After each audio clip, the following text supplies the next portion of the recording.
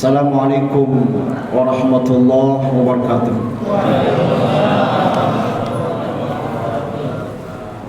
Innal hamdalillah nahmaduhu wa nasta'inuhu wa nastaghfiruh wa na'udzu billahi min shururi anfusina wa sayyiati a'malina. Man yahdihillahu fala mudilla lahu wa man yudlil fala hadiya lahu. Asyhadu an la ilaha illallah wahdahu la syarika lah syahadata sidqin wa haqq syahadata la raiba fiha wa la syak. Allahumma salli wa sallim wa barik ala sayyidina Muhammadin wa ala alihi al-athhar wa ashabihi al-akhyar wa sallim tasliman katsira ba'd. Kaum muslimin, Bapak Ibu yang saya muliakan, mari kita bersyukur pada Allah Subhanahu wa taala. Pada malam ini kita bersama-sama berada dalam satu acara Tarhib Ramadan. Acara yang dimaksudkan agar kita memiliki kesiapan dan kelapangan hati untuk memanfaatkan seluruh peluang-peluang kebaikan pada Ramadan yang tinggal beberapa hari lagi. Jamaah sekalian, kalau kita lihat bagaimana para sahabat atau salafus soleh dulu melakukan tarhib Ramadan itu bukan dalam hitungan hari seperti kita kan, insya Allah tinggal berapa ya, 6 atau 7 hari lagi ya. Tapi para sahabat itu melakukan tarhib Ramadannya 6 bulan sebelum datang Ramadan.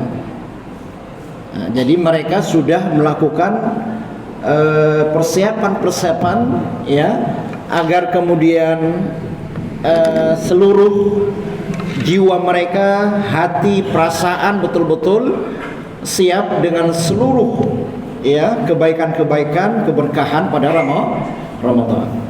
Tapi nggak ada masalah ya, kita cukup menyiapkan diri kita dalam beberapa hari untuk menyambut Ramadan. Mudah-mudahan persiapan kita betul-betul mampu menjadikan kita orang yang insya Allah mereguk ya ketakwaan insya Allah gitu. Pada kesempatan yang berbahagia ini saya ingin menyampaikan paling sedikitnya 2 hal jamaah sekalian. Ya, yang pertama terkait dengan bagaimana kita melakukan check up rohani, ya, agar rohani kita, jiwa kita, hati kita itu lapang, ya, tidak berat. Begitu nanti kita masuk ke dalam Ramadan. Nah, yang kedua nanti saya akan menyampaikan, mengusulkan beberapa program yang kita jadikan sebagai program unggulan pada Ramadan yang mudah-mudahan tinggal beberapa hari ini kita bisa masuk ya bersama-sama insyaallah. Bapak Ibu sekalian, kalau kita mendengar kata-kata check up itu biasanya kita akan terbayangkan lebih kepada hal-hal yang bersifat fisik, penyakit fisik gitu ya. Itu biasanya arahan dari para dokter misalnya. Di atas usia 40 tahun itu kita sudah disarankan untuk melakukan check up paling tidak setahun sekali. Ya, kira-kira potensi penyakit dalam fisik kita itu apa gitu. Ya, dokter gigi biasanya meminta kita 6 bulan sekali periksa gigi itu. Nah, itu namanya check up. Jadi bayangan kita check up itu hal terkait dengan fisik. Nah, jamaah sekalian, check up itu juga mestinya tidak semata-mata fisik, tapi juga kita harus bersungguh-sungguh melakukan check up rohani. Jamaah sekalian, ada ulama besar yang menyatakan bahwa penyakit fisik itu ya, penyakit fisik itu sesungguhnya ujungnya adalah maksimal kematian. Ya, itu penyakit fisik. Apakah namanya jantung, ya, macam-macam lah jenis penyakit itu. Tetapi kalau rohani, kata beliau, itu ujungnya adalah kecelakaan yang abadi. Jadi kalau penyakit fisik adalah ujungnya maksimal kita meninggal, kita mati, ya. Tapi kalau penyakit rohani, kondisi jiwa, hati yang banyak penyakitnya, banyak kekotorannya, maka itu ujungnya adalah kecelakaan yang abadi. Ya. Di dunia bahkan sampai ke akhirat. Nah, itu pernyataan dari salah seorang ulama yang bernama Ibnu Qayyim Al-Jauziyah. Nah, karena itu jamaah sekalian, di samping kita punya agenda-agenda memperhatikan kesehatan fisik kita lewat check up, ya, olahraga, asupan yang sehat dan seterusnya, tapi juga penting buat kita untuk memperhatikan seperti apa kondisi rohani kita, jamaah sekalian. Check up rohani kita, jamaah sekalian. Nah, saya ingin menyebutkan bagaimana para sahabat itu melakukan check up rohani. Ya. Misalnya kalau kita baca cerita sahabat Abdullah bin Rawahah misalnya, kita pernah dengar ya nama beliau itu, dan sahabat-sahabat yang lain. Nah, rata-rata para sahabat itu, ya, kalau mereka bertemu, antar mereka saling bertemu, itu mereka akan bertemu dengan wajah yang ceria, salaman, berpelukan, dan mereka mesti ngomong. Mereka bilang begini, hayya nu'min sa'ah, mari kita beriman sejenak. Ya, hayya ijlis bina, mari kita duduk sejenak. Nah, jamaah sekalian, apa maksudnya ini? Jadi ketika mereka bertemu antar mereka, ya, saling salaman, bahagia, berangkulan, lalu mereka bilang, ayo coba kita duduk sejenak. Untuk apa? Untuk saling meminta masukan dari sahabatnya. Kira-kira menurut kamu hari ini ada nggak tampilan dari saya yang menggambarkan sifat-sifat orang munafik misalnya? Ada nggak menurut kamu hal-hal yang kurang tepat yang ada pada saya? Coba jelaskan pada saya, coba terangkan, coba sebutkan. Nah, itu sahabatnya begitu, jamaah sekalian. Akhirnya mereka duduk saling memberikan masukan. Oh, kamu begini. Oh, kurang pasnya begini. Nah, itu sahabat gitu. Mereka saling meminta masukan. Ya.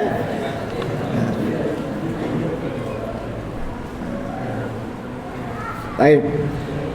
Kemudian, ya, ada dalam suatu kesempatan Rasulullah pernah menyebutkan seorang di kalangan mereka, ya, seorang yang masih hidup tapi disebut penghuni surga. Nah, jadi Rasulullah menyebutkan ada orang-orang yang disebut penghuni surga padahal masih hidup ini gitu. Nah, salah seorang sahabat yang punya semangat untuk melakukan ibadah-ibadah kebaikan itu, misalnya Ibnu Umar gitu. Beliau penasaran, jamaah sekalian. Penasaran mereka gitu. Ibnu Umar penasaran, apa sebabnya kenapa Rasulullah menyebutkan ada orang si A misalnya disebut sebagai penghuni surga gitu. Jadi waktu itu para sahabat sedang melakukan acara semacam seperti ini, ya. Tiba-tiba Rasulullah ngomong, sebentar lagi nanti dari pintu sebelah sana itu akan masuk salah seorang penghuni surga. Nah, jadi begitu jamaah sekalian. Tak begitu lama masuklah orang itu. Ya. Nah, sahabat Ibnu Umar itu penasaran, apa amalan orang ini gitu. Apa kegiatan yang luar biasa sehingga Rasulullah menyebutkan dia ahli surga gitu. Penasaran dia, jamaah sekalian. Singkat cerita, Ibnu Umar sampai bermalam, izin bermalam di rumah orang itu. Untuk apa? Untuk tahu, untuk mencari tahu kira-kira apa amal-amal yang dia lakukan sehingga Rasulullah menyebutkan dia ahli surga gitu. Apa itu amalnya? bermalam semalam, 2 malam, 3 malam, dilihatnya, diperhatikannya, ternyata kok sepertinya nggak ada ya yang istimewa, biasa saja gitu. Akhirnya beliau pulang, ya. Nah, begitu Ibu Umar pulang, orang ini penasaran, si itu tadi itu kenapa ya bermalam di rumah saya, ada untuk apa dia, apa tujuannya. Akhirnya dipanggil sama orang itu, sama tuan rumahnya tadi itu, ditanya, kenapa gitu, apa maksud kamu sampai bermalam di rumah saya. Nah, akhirnya beliau cerita, Rasulullah menyatakan Anda itu ahli surga, saya ingin tahu apa amalan Anda itu. Kata orang itu, kamu lihat sendiri, kamu kan sudah bermalam, ya itulah amal saya, barangkali kamu lebih hebat dari saya gitu. Tapi Rasulullah bilang kamu ahli surga. Nggak ada itu ya. Akhirnya nggak ditemukan, dia pulang Ibu Umar. Nah, beberapa saat kemudian dia panggil lagi. Dia bilang singkatnya, ini barangkali ya. Apa itu? Saya itu menjelang tidur, sebelum saya tidur, naik ke tempat tidur saya, belum memejamkan mata, saya selalu melakukan evaluasi, mereview apa kegiatan hari ini saya ini, dari bangun tidur sampai tidur lagi, apa kegiatan saya. Saya ulang-ulang lagi, saya putar kegiatan harian saya. Lalu saya bilang, kalau ada orang yang saya rasa ada orang berbuat jahat pada saya, berbuat salah pada saya, maka pada ketika itu saya bilang pada, ya Allah, Engkau jadi saksi, saya maafkan dia. Jadi kira-kira orang itu Pak, amal unggulannya adalah amal yang menjelang sebelum dia tidur, dia ingin hatinya plong dari rasa dendam, marah dan seterusnya. Dia ingin hatinya nggak ada persoalan. Dia bilang pada Allah, ya Allah, Engkau jadi saksi, aku maafkan si A, aku maafkan si B gitu. Nah, itu namanya melakukan check up, melakukan review, mengulang kegiatan hariannya sambil menemukan, oh ini satu, saya maafkan dia gitu. Jamaah sekalian, kita harus punya kegiatan semacam itu. Kita harus punya momentum, harus punya waktu di mana kita bisa melihat seperti apa sih kondisi saya ini. Masih ada enggak sifat-sifat yang jelek pada saya gitu. Nah, pada kesempatan ini saya akan memandu kita semua untuk merenungkan ada 4 situasi yang harus kita cek. Apakah kita punya kondisi ini? Ini situasi yang sangat krusial ya Mas Alian, yang menyebabkan kita berat beribadah. Kenapa? Karena situasi ini gitu. Ada 4 situasi ya Mas Alian. Kalau situasi ini ada pada kita, maka wajar saja kalau kita berat mau ke masjid, berat mau berinfak, banyak saja gangguannya gitu. Ya. Nah, sebelum kita masuk puasa, masuk Ramadan, agar kita betul-betul optimal, mari ringankan hati kita itu. Nggak ada persoalan hati kita gitu. Agar kita bisa gairah, ya, bisa melahap semua menu-menu Ramadan. Saya beberapa hari yang lalu itu dikirimi WhatsApp oleh Pak Ketua Dekan kita, Pak Andrian. Waduh, luar biasa ini menu-menu Ramadan di Masjid Taqwa kita ini. Hampir 24 jam itu ada saja kegiatan. Luar biasa Pak gitu. Kira-kira kita semangat nggak menyambut menu ini gitu? Ada tausiah, ada iktikaf, macam-macam disebutkan. Ini semua kan menu. Kira-kira kita berselera nggak Pak? Orang itu kalau sakit, ya, jangankan makan makanan yang enak, mencium baunya pun ya nggak mau. Apa sebabnya? Seleranya hilang. Bahkan kalau dia makan, muntah Pak. Kenapa? Seleranya sakit, seleranya hilang gitu. Nah, sekarang bagaimana agar selera kita muncul? Nah, itu terkait dengan rohani kita gitu. Nah, saya akan menyebutkan 4 situasi. Jamaah sekalian, ini perlu kejujuran. Kita nggak usah menuding orang si A si B begitu, tapi kita harus kepada kita ini gitu. Kita harus jujur Pak dengan 4 situasi ini gitu. Kalau kita ingin ringan hati kita, bergairah hati kita, menyambut menu-menu kebaikan yang ditawarkan oleh DKM masjid kita ini, maka jujurlah pada diri kita sendiri tentang 4 hal ini gitu. Ya, ini namanya check up rohani jamaah sekalian. Baik ya, saya ingin pelan-pelan biar kita nggak lupa ini 4 hal ini gitu. Ini 4 yang pokok sekali. Semua kondisi rohani itu berpangkal pada 4 ini Pak. Kalau 4 hal ini kita beres, mudah-mudahan yang lainnya bisa beres. Baik, yang pertama jamaah sekalian, kondisi maknawiyah hati yang harus kita akui, kita renungkan, ada nggak pada kita? Ini yang pertama ini. Apa itu? Jamaah sekalian, coba kita renungkan. Ya, apakah kita ini termasuk orang yang sulit mengendalikan syahwat, hawa nafsu, emosi, bawaannya mau marah saja?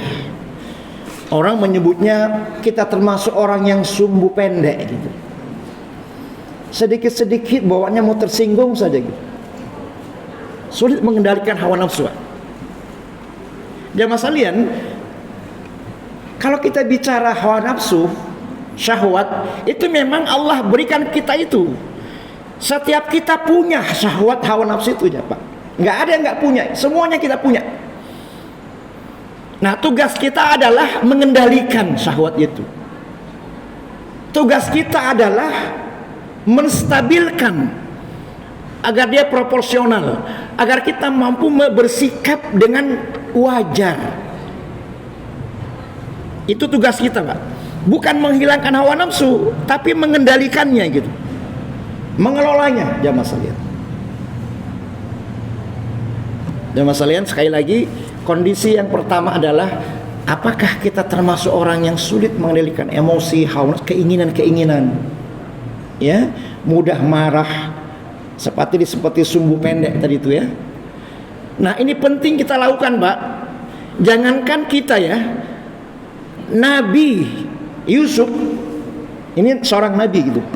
Kalau kita baca di surah Yusuf ayat ke-52, itu beliau mengakui, kata beliau di surah Yusuf 52 ayat 52, wa ma ubarri'u nafsi,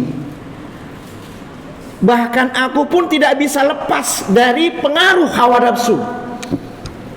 Nabi Yusuf mengakui, wa ma ubarri'u nafsi innan nafsa la'ammaratun bisu. Hawa nafsu itu selalu mengarahkan, mendorong untuk berbuat yang nggak benar gitu. Itu sekelas Nabi Yusuf Pak. Nabi Yusuf mengakui. Dan artinya Nabi Yusuf melakukan check up dia. Oh, ternyata begini ya. Apalagi kita. Nah, jamaah sekalian, biasanya kalau kondisi maknawiyah kita ini seperti ini, sulit dikendalikan ya, emosi kita, hawa nafsu kita, syahwat kita, itu berarti ada 3 persoalan yang harus kita evaluasi gitu. Yang pertama, kualitas sholat kita Pak. Kalau kita termasuk orang yang sulit mendorong hawa nafsu, ya, sumbu pendek tadi, itu artinya ada masalah, ada persoalan di kualitas sholat yang kita kerjakan selama ini gitu. Itu pasti sudah. Ya. Jadi kalau kita termasuk orang yang sulit mengendalikan hawa nafsu kita, itu berarti ada masalah dengan sholat kita, jamaah sekalian. Perlu kita evaluasi sholat kita. Perlu kita lagi belajar tentang sholat kita gitu. Nah, coba kita lihat di surah Maryam ayat yang ke-59 ya. Surah ke-19 ayat yang ke-59. Allah Subhanahu wa taala memandu kita untuk bab ini gitu. Kata Allah Subhanahu wa taala, "Fa khalafa min ba'dihim khalfun adha'us shalah." Nanti akan bermunculan orang-orang yang meremehkan, tidak menjadikan sholat sebagai yang paling prioritas buat mereka.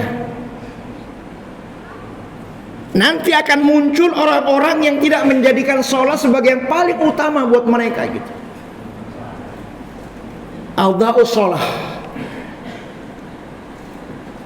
Nah, ketika mereka tidak menjadikan sholat sebagai yang paling utama, apa yang muncul, Pak? Wattaba'us syahwat. Maka mereka nanti akan lahir menjadi orang yang mengikuti hawa nafsu. Jadi sholatnya mereka remehkan, sholatnya mereka kerjakan ya sekedar saja. Maka itu akan berpengaruh pada apa? Wattaba'us syahwat. Mereka akan dikendalikan oleh syahwatnya gitu. Jadi ada korelasi gitu ya masalah ini. Di bulan Rajab kemarin ya, biasanya kita diberikan ceramah atau diingatkan, disegarkan kita tentang sholat itu seperti apa dalam momentum Isra Mi'raj. Jamaah sekalian, ketika Rasulullah menghadapi situasi yang sangat pelik, istrinya meninggal, pamannya meninggal, ya, beliau kemudian pergi ke Taif untuk mencari kemungkinan daerah yang barangkali punya kesempatan untuk sebagai basis dakwah. Ternyata di Taif pun mereka, Rasulullah diusir. Semua masyarakat Taif mengusir anak-anaknya, perempuannya, semua melempar Rasulullah.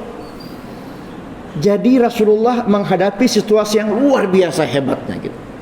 Jamaah sekalian, ketika itulah Allah memberikan beliau program Isra Mi'raj gitu. Intinya apa itu, Pak? Salat.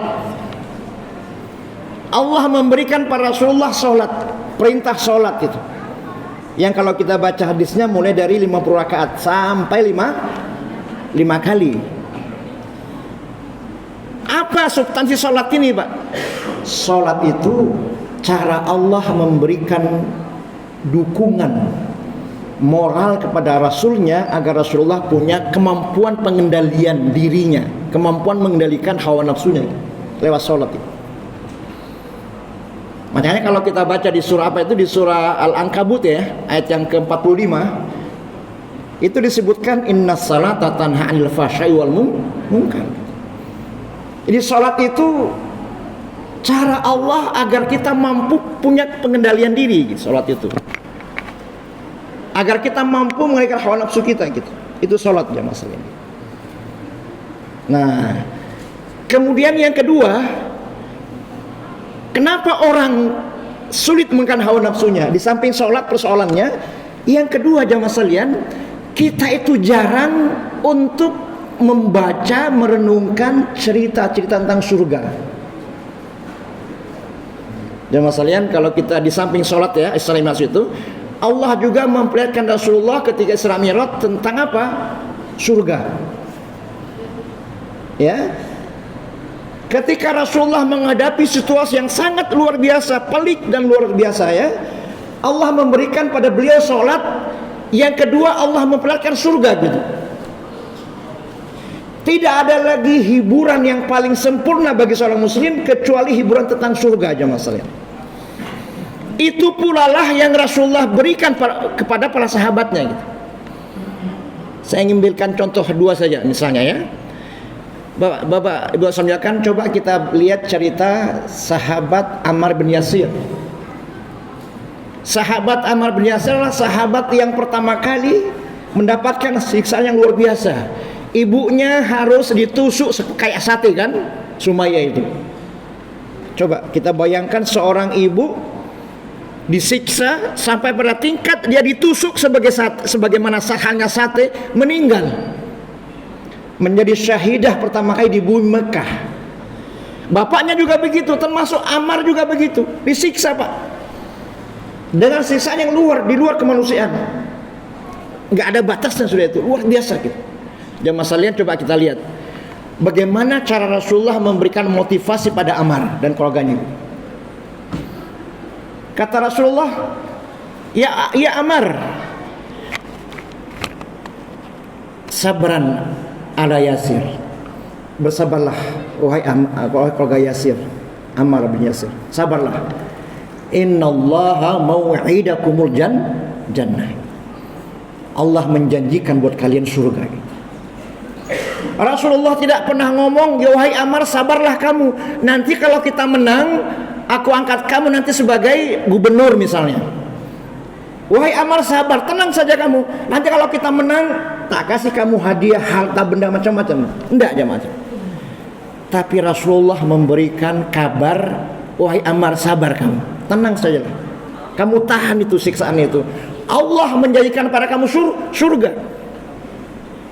Jadi Allah, Rasulullah memberikan hiburan kepada sahabatnya, sahabat yang sedang mengalami persoalan yang sangat luar biasa, tantangan yang luar biasa, bahkan nyawanya, dengan janji surga.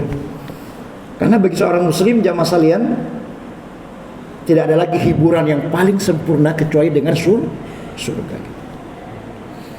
Yang kedua, jamaah, contoh ya, ada salah seorang sahabat yang bernama Anas An-Nadhr.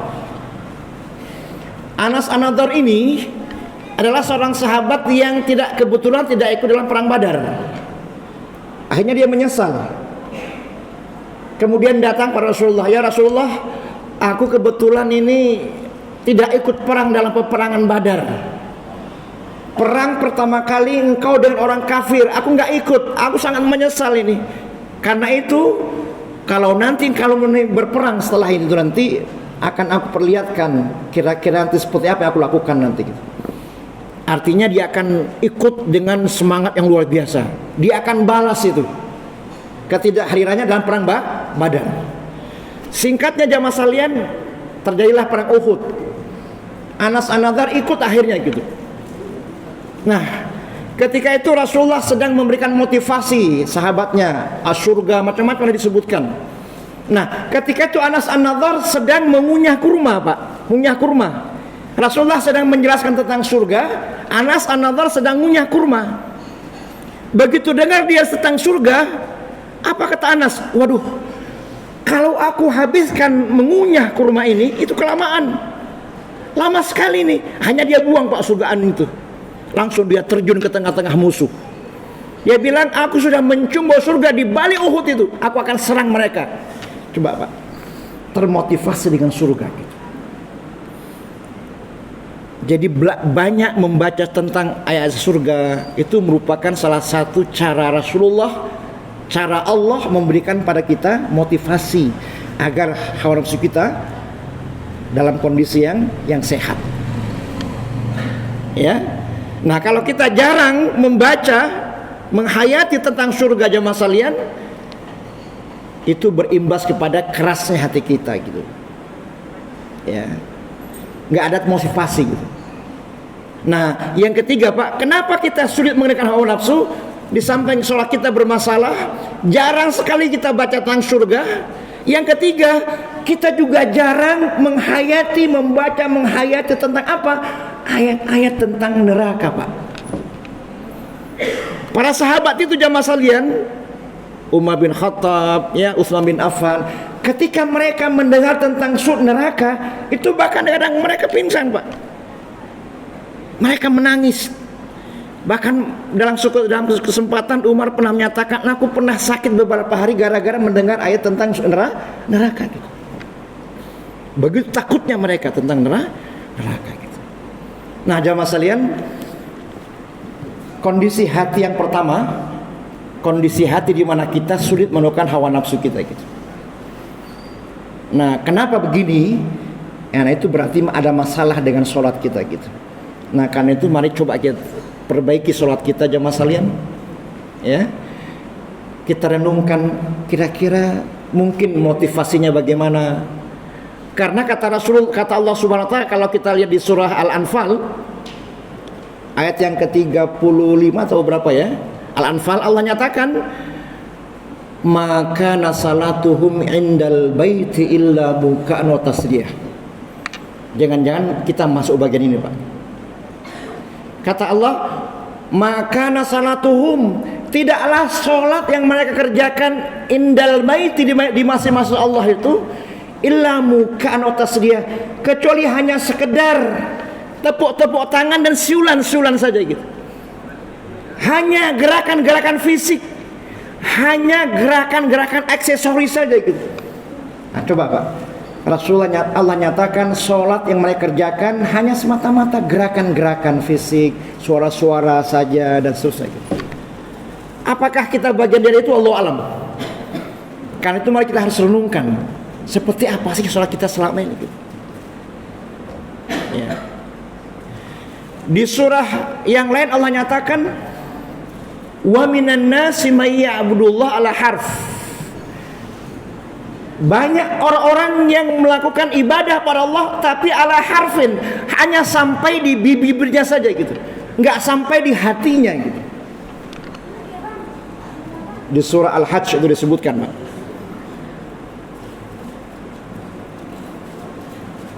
Ada banyak orang-orang yang melakukan ibadah pada Allah tapi ala harfin, hanya sampai di bibir-bibirnya saja, takbir, ya, mengucapkan apa saja, tapi tidak masuk ke hatinya ke Allah Subhanahu wa taala.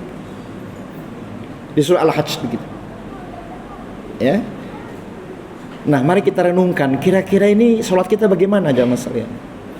Nah, kalau ini tidak kita bereskan, maka imbasnya adalah kemampuan kita mengendalikan diri gitu. Ya. Termasuk yang kedua, kita jarang-jarang sekali menghayati tentang ayat-ayat tentang surga gitu. Atau tidak juga kita jarang-jarang menghayati ayat tentang neraka.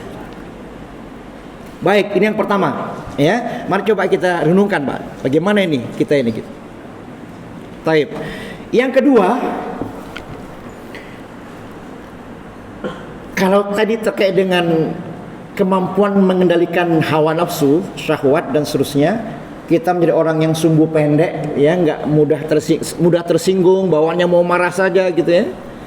Nah, yang kedua adalah apakah kita termasuk orang yang akhlaknya buruk, kasar, ya, omongan kita, ya, interaksi kita dengan orang nggak nyaman gitu namanya itu, hubungan kita, atau seluruh agenda-agenda pekerjaan kita sering sekali ada masalahnya gitu. Bekerja bolak-balik keliru saja gitu. Ya, bekerja ini banting tulang nggak ada hasilnya. Ya. Atau mungkin banyak saya tapi tidak mendatangkan kebahagiaan, nggak ada keberkahan gitu. Nah, coba kita renungkan, bolak-balik salah gitu ya.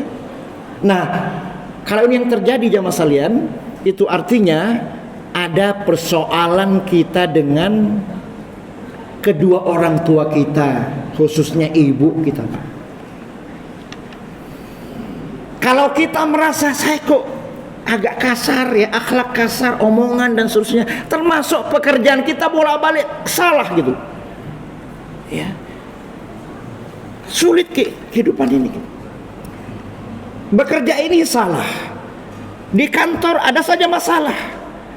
Bolak-balik kacau gitu hidup ini. Nah, jamaah sekalian, kalau kita menghadapi masalah semacam ini, jangan buru-buru evaluasi manajemennya. Enggak. Yang pertama adalah periksa seperti apa kita dengan orang tua kita, bapak kita, khususnya ibu kita gitu. Itu masih ada akibatnya tuh, Pak. Harus kita periksa itu. Ada masih masalah. Pekerjaan bolak-balik keliru gitu. Bisnis ditipu orang misalnya ya. Banyak lagi lah, pokoknya bermasalah gitu. Nah, jemaah sekalian, kalau kita lihat Al-Quran, ya, itu berarti ada masalah kita dengan interaksi kita pada orang tua kita gitu. Terutama ibu kita gitu. Ya. Kalau kita lihat di surah Maryam ayat yang ke-14 dan 32, jamaah sekalian, itu ada korelasi antara birrul walidain dengan sikap jabbar dan syaqiyun atau asia. Orang yang selalu hormat pada orang tuanya, pokoknya anulah ya, birrul walidain. Itu berarti ada hubungannya dengan hilangnya sifat sombong, rendah hati dia dan seterusnya, dan mudah kehidupannya itu. Ya. Tapi kalau kita bermasalah di orang tua, maka akan muncul jabbaran asya, sombong, keras hati, atau celaka, sulit. Atau jabbaran syaqiyah, itu Maryam ayat 14 dan Maryam ayat yang ke-32. Jamaah sekalian, ada hubungan antara hormat kepada orang tua kita dengan jabbaran syaqiyah atau jabbaran asya. Jabbaran syaqiyah atau jabbaran asya. Jamaah sekalian, kalau kita perhatikan ya, ajaran Islam tentang ke orang tua ini luar biasa, Pak. Ya, mungkin barangkali kalau menjelaskan panjang lebar tentang masalah ini, tapi kita sudah tahu semua bagaimana mestinya kita harus berhormat pada orang tua kita. Karena itu tidak ada itu ujungnya di mana kita hormat pada orang tua kita. Ya, biasanya Pak, waktu itu ada sinetron ya, sinetron suami-suami takut istri gitu ya. Itu Pak pangkalnya tuh Pak gitu. Suami-suami takut istri. Karena takut istri akhirnya dia tidak bisa optimal dalam berhormat kepada orang tuanya gitu. Seorang laki-laki itu Pak, ya, nggak ada dia putusnya kecuali harus turut kepada ibunya, orang tuanya. Tapi kalau perempuan, begitu dia akad nikah, qabil tuh, bapak bilang qabil tuh, maka dilepas itu, diambil perempuan itu menjadi tanggung jawab dia gitu. Lepas sudah. Tapi kalau kita sebagai suami, selamanya gitu. Nah justru begitu kita punya istri kita nggak malah akur dengan mertua kita, dengan ibu kita, itu bermasalah kita nanti. Dan itu banyak begitu Pak. Ya, banyak sekali jamaah sekalian. Prihatin kita Pak. Coba lihat panti-panti jompo, luar biasa, kita menangis itu. Nah itulah yang menyebabkan kita bermasalah hati ini gitu. Ya, mari kita evaluasi gitu. Ya, kalau kita ini kasar akhlak kita dan seterusnya, termasuk susah hidup kita, maisha kita, mungkin kita punya kekayaan tapi nggak ada berkahnya gitu loh. Nah itu alamatnya ada masalah itu dengan kita, dengan orang tua kita. Nah ini kondisi hati yang kedua. Ya, baik. Yang pertama tadi tidak mengendalikan hawa nafsu. Yang kedua susah penghidupan kita, kasar akhlak kita, dan susah. Itu yang kedua ya. Nah, yang ketiga jamaah sekalian, ya. Apakah kita ini, coba kita renungkan, apakah kita ini termasuk orang yang dalam beriman atau beragama ini kayaknya hambar-hambar saja gitu ya. Nggak ada sesuatu yang apa dalam agama, apa ini, nggak terlalu apa gitu ya, sama saja gitu. Nggak mantap meyakini agama ini gitu. Hambar mengerjakan, nggak ada greget lah. Nah jamaah sekalian, kenapa sampai begitu? Salah satunya adalah karena kita terbiasa menunda-nunda kewajiban pada Allah dan Rasulnya gitu. Karena kita punya kebiasaan menunda-nunda Pak. Ilmu agama kita sudah banyak, tapi sekian banyak ilmu itu susah, nggak langsung kita amalkan gitu loh. Cara kita merespon itu lambat. Nah kalau tidak salah waktu pertemuan di bulan apa ya, di bulan Oktober atau kapan itu ya, di masjid kita ini, saya pernah menjelaskan ada 7 cara merespon perintah Allah dan Rasulnya gitu. Nah cara kita merespon itu yang bermasalah. Salah satunya adalah sering menunda-nunda ya. Nah karena kita sering menunda, sehingga apa? Nggak mantap kita meyakini agama ini, hambar gitu. Nah kalau sudah hambar begini Pak, ya sudah, mau menu-menu kebaikan disampaikan oleh KDKM pun kita nggak tertarik gitu. Nah itu kondisi kita masalah. Mari kita mari kita akui Nah, bagaimana cara memperbaikinya? Langsung saja. Begitu dengar azan, nggak usah ditunda, langsung gitu. Dulu saya pernah mencontohkan kisah seorang yang malam hari dia sudah berniat untuk mendaftar haji.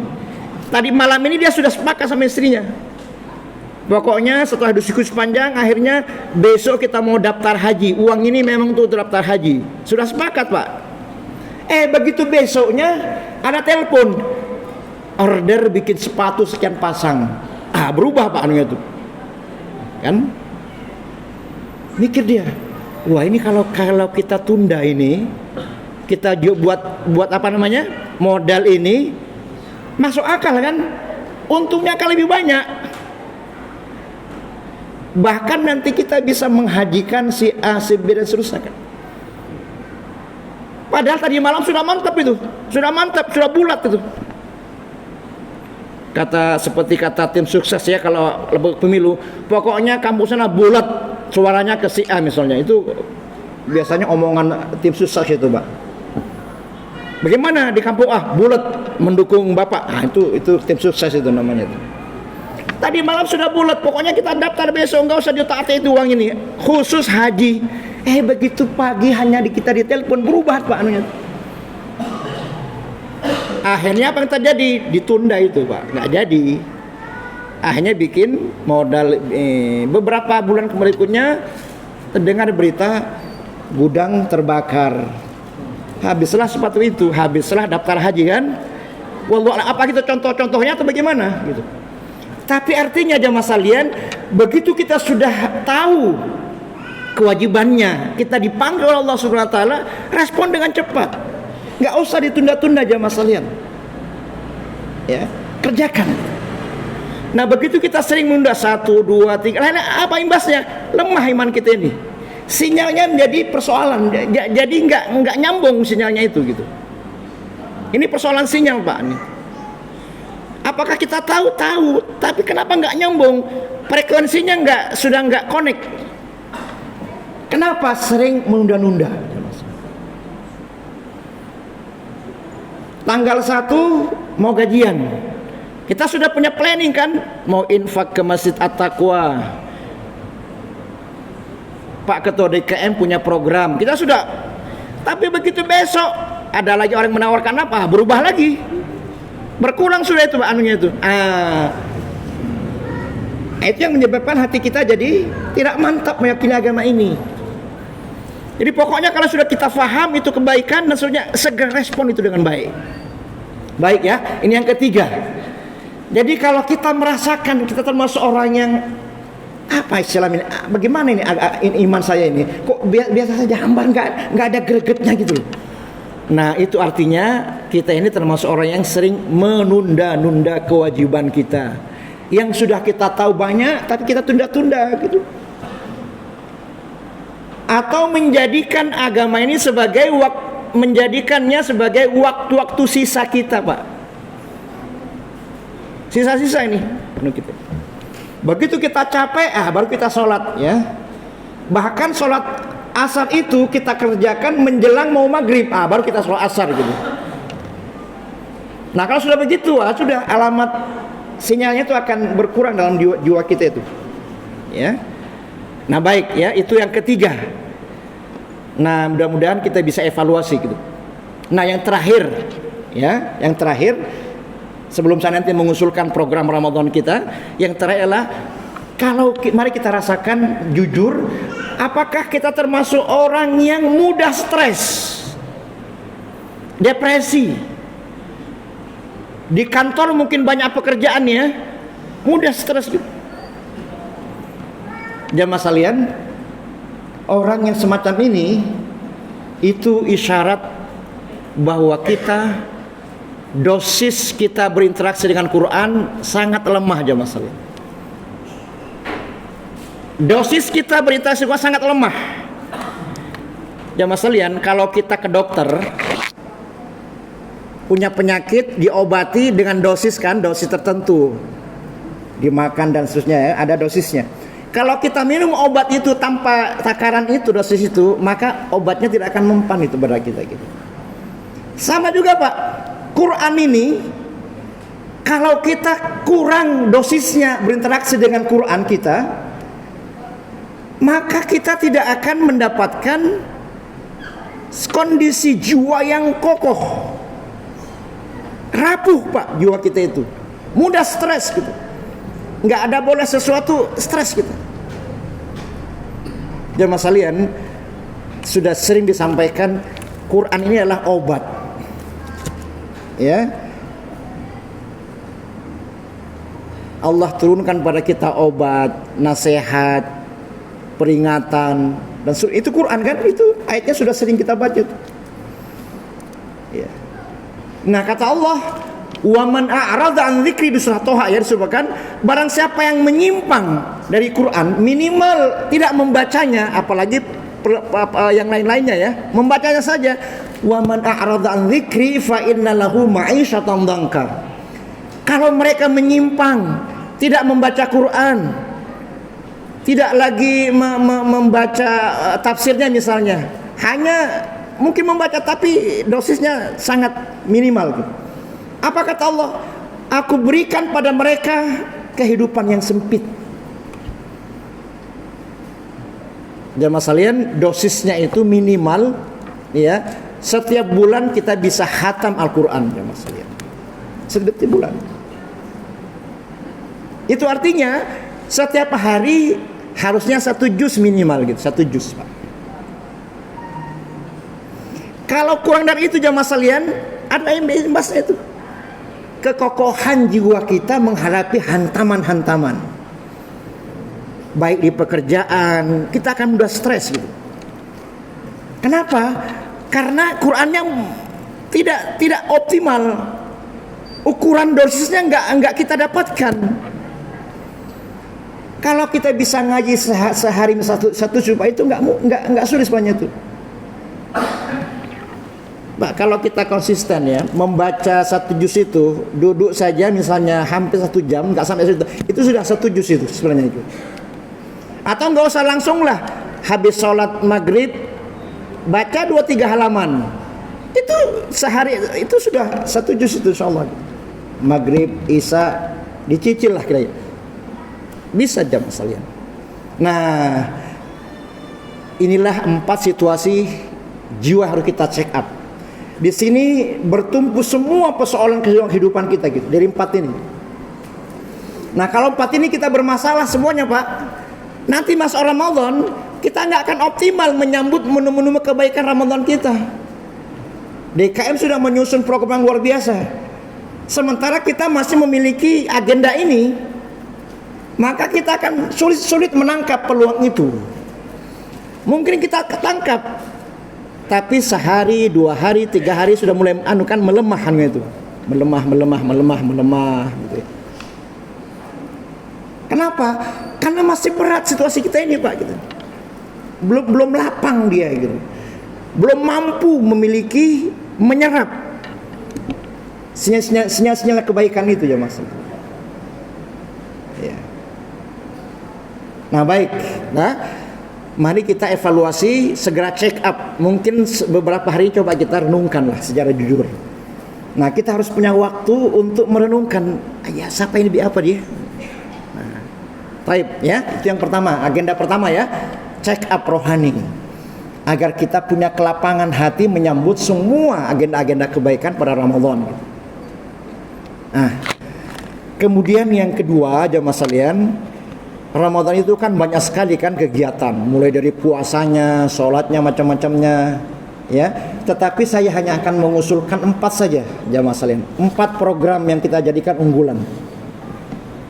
Mudah-mudahan ini membantu kita untuk fokus dan punya asar, punya dampak gitu terhadap kebaikan-kebaikan Ramadan kita gitu. Nah, yang pertama jamaah sekalian, saya ingin mengusulkan, mudah-mudahan barangkali bisa disepakati atau Bapak bisa punya program tapi ini usulan saya gitu. Ya. Mari kita jadikan salah satu program unggulan kita pada waktu apa itu? Mengoptimalkan doa jamaah sekalian. Saya akan mengusulkan program mengoptimalkan doa. Kenapa ini penting? Salah satu alasannya adalah karena salah satu ayat yang menjadi ayat rangkaian tentang puasa itu kan di ayat Al-Baqarah 186 itu kan. Mulai dari 183 sampai 187. Nah, 186 itu tentang doa. Wa idza sa'alaka ibadi anni fa inni qarib ujibu da'watad da'i idza da'ani falyastajibuli wal yu'minu bi la'allakum yarshudun. Jadi salah satu ayat yang menjadi rangkaian ayat puasa di ayat yang ke-186 itu tentang Allah memprovokasi kita, jemaah sekalian. Ini luar biasa ayat ini juga. Kata Allah, wahai Muhammad, apabila ada hambaku yang bertanya kepadamu tentang aku, di mana aku ini? Katakan, aku dekat, kata Allah. Inni qarib, aku itu dekat pada kalian. Ini ayat yang memprovokasi kita, jemaah sekalian, agar kita berdoa dengan sungguh-sungguh pada Allah, terutama pada Ramadan ini gitu. Kata Allah, aku akan jawab semua yang mereka minta. Aku akan jawab apa yang mereka minta gitu. Apabila mereka berdoa padaku. Nah, karena itu mulai sekarang cobalah rencanakan doa terbaik kita pada Ramadan kali ini. Nah, dalam konteks doa ini jemaah sekalian, ada beberapa catatan saya tentang doa itu ya. Yang pertama, coba kita renungkan jemaah sekalian salah satu hadis Rasulullah yang terkait dengan doa yang kita sampaikan tanpa orang itu tahu kalau kita mendoakan dia. Dalam hadis itu disebutkan doa bidzahril ghaib. Doa yang kita ucapkan, yang kita sampaikan kepada saudara kita di mana dia nggak tahu kita doakan. Ini yang jarang kita lakukan, Pak. Ya, kata Rasulullah, doa seorang muslim itu ya kepada saudaranya yang dia kerjakan dalam kondisi di mana dia orang itu nggak tahu kita doakan, itu doa yang mustajabatun. Allah akan terima doa itu. Nah, jamaah sekalian, ada beberapa kisah ya. Misalnya ada kisah dari sahabat, bukan sahabat, seorang ulama besar yang bernama Imam Ahmad bin Hanbal. Ya, Imam Ahmad bin Hanbal itu jamaah sekalian dalam satu kesempatan dia bertemu dengan anaknya Imam Syafi'i. Nah, kata Imam Ahmad bin Hanbal, Mas, dia bilang, aku itu setiap selesai sholat tidak pernah lupa mendoakan 6 orang.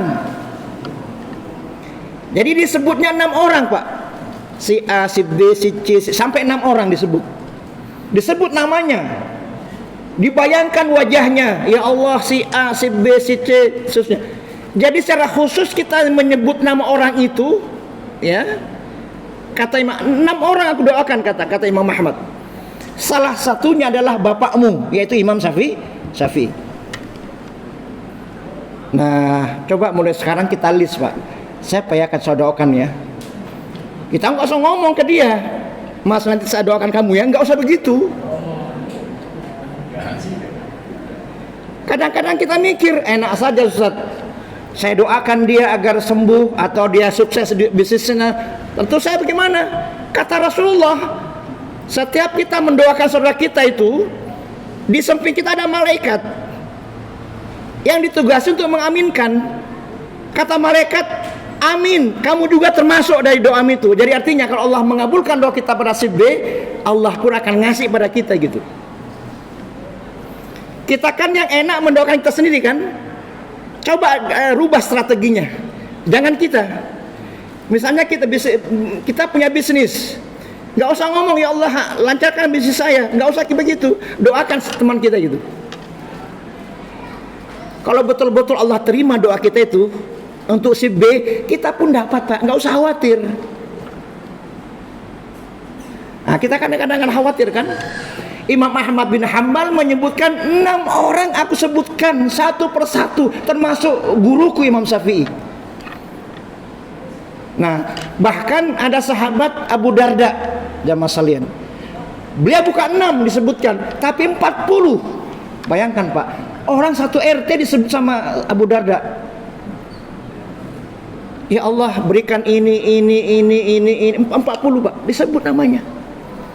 Tidak cukup dengan doa kita yang selama ini, muslimin maupun muslimat, tidak cukup itu, tapi disebutkan namanya satu persatu. Ya. Nah, itu yang pertama ya, terkait dengan doa. Nah, ada lagi misalnya salah seorang sahabat yang bernama Ka'ab bin Malik, Pak. Nah, Ka'ab bin Malik ini itu bahkan sampai anaknya bertanya pada dia. Iya, dia bilang, apa sebabnya ayah ini kalau sudah mendengarkan azan Jumat pasti mendoakan sahabat yang bernama Sa'ad bin Zurarah. Kenapa ayah kok bolak-balik mendoakan dia, terutama waktu dengar azan Jumat? Nah, kata Ka'ab bin Malik begini, Dek, dia bilang, ayah itu mendoakan dia. Kenapa? Karena dia adalah orang yang pertama kali Jumat kami lakukan di Madinah, ayah sama dia itu ikut juga terlibat. Karena itu dia mendoakan. Artinya mungkin ini orang-orang yang berjuang ya, mungkin para takmir barangkali. Mungkin kita meskipun Ustaz Andrian nggak tahu, kita doakan dia lah misalnya ya. Siapa gitu yang kita doakan, khusus orang-orang yang kita tahu dia punya apa namanya, punya saham perjuangan. Sebab apa?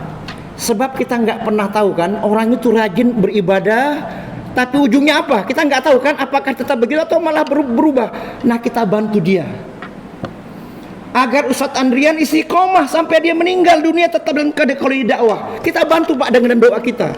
Itu pun akan berbalik pada kita gitu. Itu cara Allah memberikan kita penguatan. Mendoakan orang-orang yang selama ini kita tahu, orang yang aktif beribadah, aktif di masjid. Kita bantu dia Pak. Kenapa? Kita nggak pernah tahu apakah dia husnul khotimah atau bagaimana, ya kan? Karena kita bantu dia Pak. Itu juga sekaligus memberikan untuk kita sendiri. Pernah nggak kita praktekkan begini Pak, program doa semacam itu? Ya, jadi singkatnya pertama, mari mulai sekarang coba kita list, kita punya daftar nama. Siapa ya akan saya doakan ya, 1, 2, 3, 4, 5 dan seterusnya. Yang secara konsisten kita doakan sungguh-sungguh. Tapi dia nggak tahu, nggak usah kita WMS, tak doakan kami, nggak usah begitu. Nggak usah tahu dia itu. Kita doakan, nggak usah tahu. Nah, kemudian yang lain jamaah sekalian, ini juga penting gitu ya. Kalau kita berdoa Pak, itu rumusnya Allah pasti akan mengabulkan doa kita itu. Itu pasti gitu. Pasti sudah. Cuman persoalannya kita ini kadang-kadang kurang sabar. Kita inginnya kayak orang makan lombok gitu ya. Begitu kita makan langsung terasa pedasnya itu. Jamaah sekalian, Nabi Musa alaihissalam itu kan nabi ya, doanya mustajabah. Tapi begitu dia berdoa, ada jarak waktu kurang lebih 40 tahun sehingga doanya dikabulkan, di mana Allah menenggelamkan Fir'aun. Itu Nabi Pak. Bahkan ada ulama yang katakan doanya itu terkabul 80 tahun baru terkabul doanya. Nah, kita baru sekali berdoa mau dikabulkan. Kita kurang sabar gitu. Berdoa sekarang besok harus dikabulkan. Kita begitu biasanya itu. Kurang sabar kita, enggak masalah. Itu ada waktunya gitu. Ya. Nah, tentang kapan waktunya itu Allah yang ngerti. Apakah besok, lusa dan seterusnya itu Allah yang ngerti. Bahkan nabinya itu harus menunggu waktu 40 tahun. Atau bahkan ada yang ngomong 80 tahun baru Allah kabulkan, di mana Allah tenggelamkan Fir'aun dengan pasukannya. Waktunya panjang sekali. Ya. Nah, itu kadang-kadang kelemahan kita Pak, berdoa itu ya. Nah, baik. Saya tidak panjang-panjang doa, tapi saya mengusulkan mari kita manfaatkan program doa ini Pak jamaah sekalian. Ya. Kita manfaatkan program doa ini. Kenapa? Ini memang momentum yang luar biasa ini. Ya, selain ibadah puasa, Ramadan juga disebut ibadah doa. Apa sebabnya? Karena salah satu ayat yang menyebutkan itu adalah tentang doa. Baik, ya itu yang pertama jemaah sekalian, program kita. Nah, yang kedua jemaah sekalian, apa itu? Program membuat amal-amal yang hanya kita saja dan Allah yang tahu. Yang lainnya nggak tahu. Amal yang ingin saya sebutkan amal sirriyah, Pak. Amal rahasia gitu. Coba kita rencanakan gitu. Ya, rencanakan amal yang kita saja dan Allah yang tahu. Amal sirriyah kita gitu. Ya. Dalam Al-Qur'an atau hadis ada banyak ayat yang terkait dengan ini. Di samping kita boleh beramal terang-terangan, ya, biar ada orang melihatnya dan memotivasi orang lain, tapi juga kita penting untuk secara khusus berupaya ada amal-amal sirriyah kita gitu. Orang nggak usah tahu, kita saja yang dengan Allah yang tahu. Jemaah sekalian, coba perhatikan hadis yang menyebutkan ada 7 golongan yang mendapatkan naungan Allah Subhanahu wa taala. Ya, ada 7 golongan. Nah, dari 7 itu ada 2 terkait dengan amal yang sir. Siapa mereka itu? Orang yang bersedekah, infak, ya, yang dia sembunyikan, bahkan tangan kirinya tidak tahu infak dari tangan kanan. Fa'akhfaha, dia sembunyikan infaknya. Sekalipun ada juga infak yang disebut yang di terang-terangan, ada juga boleh itu. Ya, sirran wa alaniyatan. Tapi penting juga secara khusus kita melakukan amal-amal sirriyah kita, termasuk infak atau ibadah-ibadah yang lainnya gitu. Ya, ada lagi ayat yang ibadah yang apa namanya? Yang keduanya apa itu? Orang yang berzikir dalam kesenyuman, dalam kesendiriannya. Ya, zakarallaha khalian. Orang yang berzikir dalam kondisi sendiri, sepi, menyepi dia. Fafadat ainahu, lalu air matanya berlinang. Ya. Ini adalah amal yang luar biasa jemaah sekalian. Nah, program yang kedua adalah singkatnya, mari kita mencoba membuat program melakukan amal-amal yang kita saja yang tahu dengan Allah Subhanahu. Yang lainnya biar yang lain rahasia kita dengan Allah Subhanahu wa taala. Sekalipun memang juga penting kita mengerjakan amal-amal secara terbuka. Ya. Meskipun penting juga amal sirriyah, tapi penting juga amal terbuka biar ada syiar. Kalau semuanya sirriyah nggak boleh juga, Pak. Nanti kacau balau agama kita ini gitu. Ya, kalau semuanya sirriyah semuanya, wah nggak bisa. Harus ada yang dikerjakan secara terang-terangan. Itu namanya syiar. Harus ada syiar gitu. Nah, yang ketiga jamaah sekalian, ya, apa itu programnya? Program melibatkan semua keluarga kita, khususnya Ramadan ini. Ramadan ini bukan hanya bapak saja yang harus ibadah, tapi ajak istri, ajak anak, siapapun rumah tangga, ajak mereka semuanya, rumah tangga kita.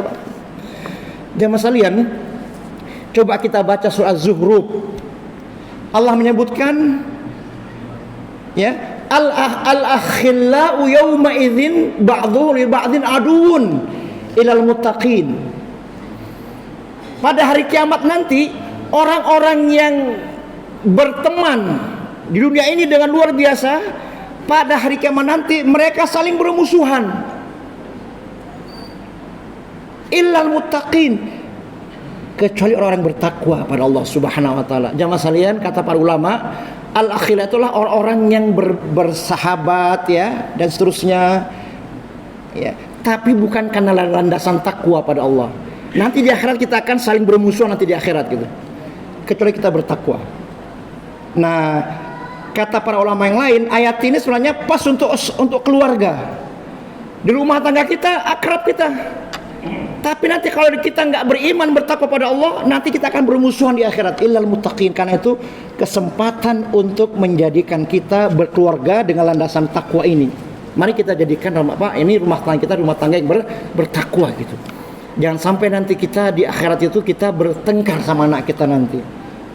Nah, kesempatan ini, Mbak. Jadi program keluar, ajak semua orang kita. Kalau mungkin sebelum puasa kita rapat dulu, keluarga dulu rapat.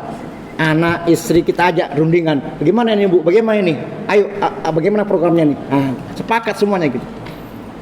Nah, baik ya, itu yang ketiga. Yang terakhir, ini program yang secara khusus saya titipkan kepada para pengurus masjid DKM ini. Dan Mas Alian, saya memberikan masukan pada Bapak, khususnya yang pengurus ya. Orang yang terlibat ya dalam kepengurusan takmir itu luar biasa Pak. Pahalanya luar biasa sekali. Ya, Bapak ingat ya cerita seorang perempuan yang tugasnya itu menyapu masjid. Ya kan, ada perempuan di zaman Rasulullah itu tugasnya dia nyapu masjid saja.